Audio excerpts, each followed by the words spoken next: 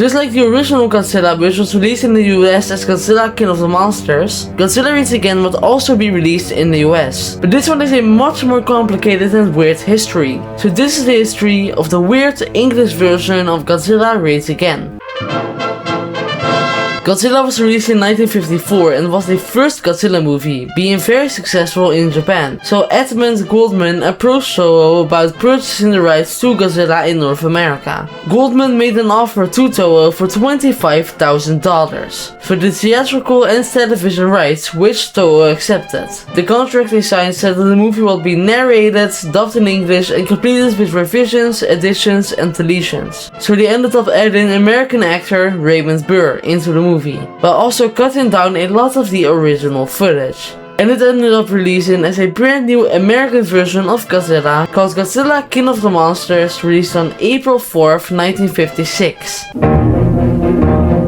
So the same producers that worked on King of the Monsters bought the North American rights to Godzilla Raids Again in 1956. But instead of simply dubbing the movie, they plan to make a brand new movie called The Volcano Monsters, which will use effects like Godzilla and Anguirus fighting from the original, but will change everything else. Abe Melchior and Edwin Watson were hired to write the screenplay for The Volcano Monsters. They both spent hours watching the original Raids Again footage to build an American story around the footage. They completed the script with 129 pages on May 7th, 1957, which also included instructions for the editor about where which footage would be placed from the original.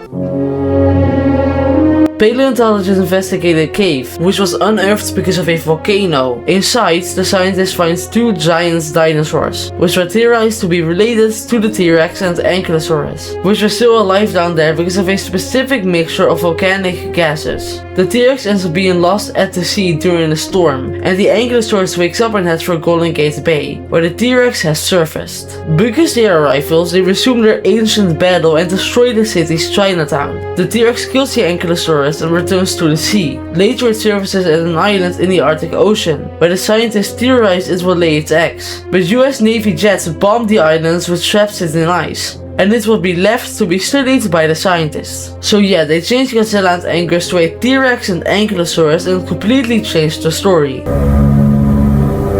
Toho approved the Volcano Monsters in early 1957, and they gave the new suits made specifically for the movie to film more shots of the two kaijus. The new footage of the two was going to be shot at Howard A. Anderson Jr.'s Special Effects Studio.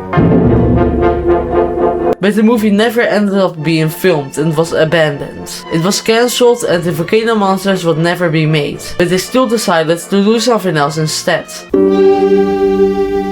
After the Volcano Monsters was cancelled, they decided to dub the movie instead. But the dub wasn't great, with the dialogue only really being a loose interpretation instead of an accurate translation. Godzilla's name was changed to Gigantis, and it was done to convince audiences that this was a completely new kaiju and not Godzilla, because they thought that Godzilla was clearly killed at the end of the original movie, so decided to change it to a brand new kaiju instead. The dub also includes like an annoyingly large amount of narration, like to the point where every single thing anyone does at any point is narrated, which wasn't in the original. And this got pretty annoying after a while, because I can see what's happening on screen, you don't have to tell me. The movie was released in theaters in the United States by Warner Bros. On May 21st, 1959, with the title Gigantis the Fire Monster, as a double feature with teenagers from outer space.